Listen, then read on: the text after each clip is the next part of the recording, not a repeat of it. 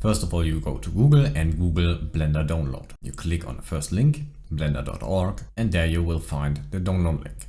Now here is the most obvious download. This will be an exe which you can literally install as you're used to from other programs, but I personally, you click here and download the portable Windows folder. If you're on Mac or Linux, you gotta, do that. I personally recommend the portable. Once you download a Blender, you will find this zipped folder. If you right click it, here it says extract all, it will unpack the folder. Once it's unpacked, you can click on the folder which is not a zip. You will have a new folder, open it, and there you have a bunch of stuff, but the only thing we want is the Blender exe, and you can double click on that because this is what actually opens Blender. You will find yourself with a window here. You don't need to worry about it, just click somewhere in the free space so the window is gone. Now a little side information. If you go to your search bar here and you type in %app data and %, exactly like that, you will see there's a folder. Let's open that one.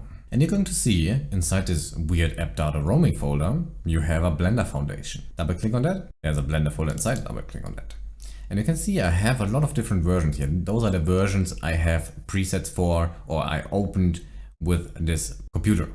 Now the current version I'm on is 3.12. Here, 3.1. Let's click on that. And what do we find in here? We have config, data files, scripts. Inside scripts, add-ons. Here is where all my add-ons and my scripts are.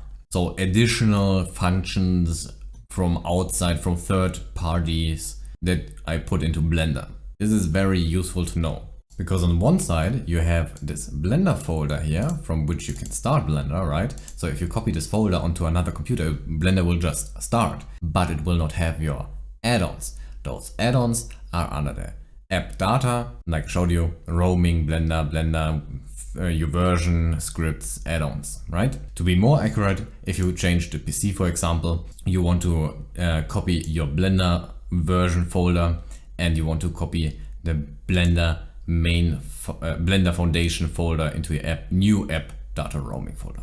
With that, you know how to have the full control over your program. Those two folders are all you need to keep your things steady.